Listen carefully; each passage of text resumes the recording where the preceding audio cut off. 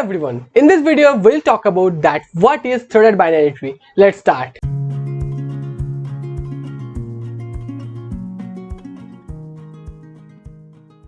We have two types of binary tree. One is single threaded binary tree and one is double threaded binary tree.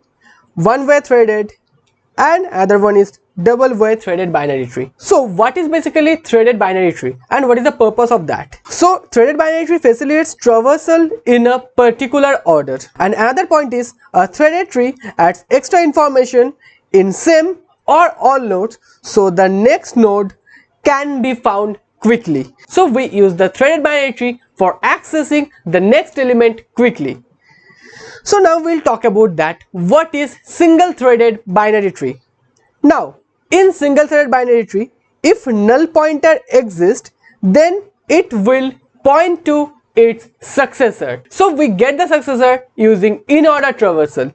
So if null pointer exists, then it will point to the in order successor if successor exists.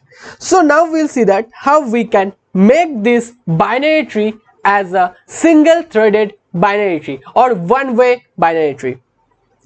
Now we'll talk about the single threaded binary tree. Now how many null pointers we have?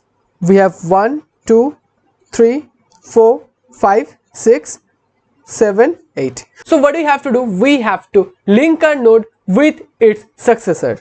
So we don't have to use the left node. So left can be null as it is. So we have to link these nodes. So if we go for the in order traversal, what will be the in order traversal of this tree? 1, 2, 3, 4, 5, 6, 7. So in order traversal we get the data in sorted manner. So what is the successor of 1? That is 2. So what we'll do? We'll connect the next of 1 with 2. So we'll make the connection here. So you can see that we have created the connection between 1 and 2. Now what is the next node which has the next as null? That is 3. Now what is the successor of 3? The successor of 3 is 4. So we have connected 3 with 4. Now what is the next node? That is 5. So what do we have to do? We have to connect our 5 with 6. So 6 is the successor of 5.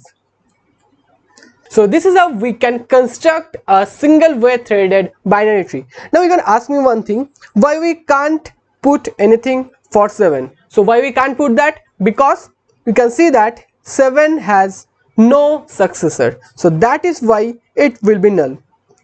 So this is how we can create a single threaded binary tree. If you have any doubt, just write in the comment section. In the next video, we'll talk about double threaded binary tree. See you in the next video.